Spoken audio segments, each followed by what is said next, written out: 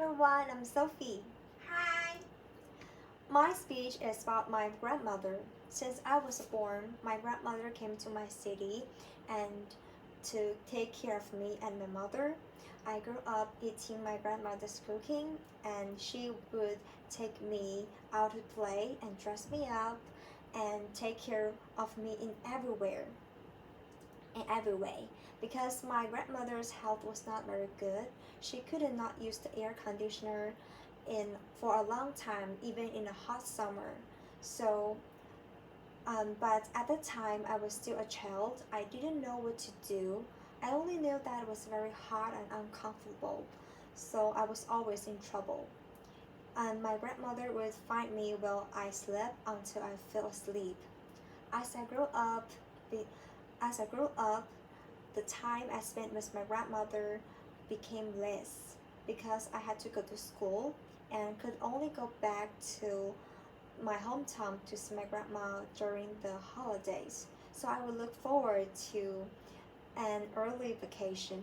And once I went back, my grandma would make me all kind of delicious food, and she would persuade my mother to satisfy me with whatever I wanted. So I cherished the time I spent with my grandma. Later on, my study became more intense, and the time to go back my hometown was also intense.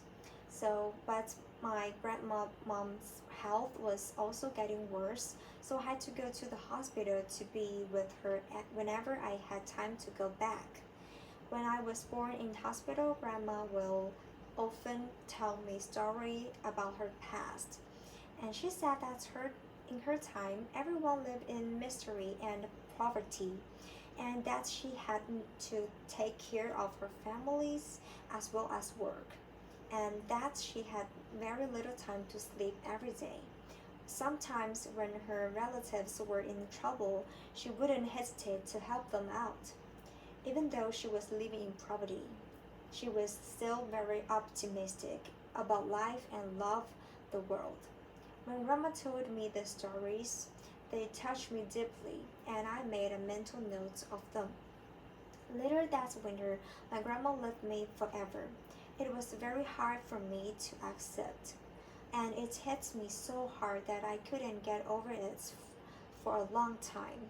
I think it's really like a writer said, the loss of a loved one isn't a rainstorm, it's a long, wet life.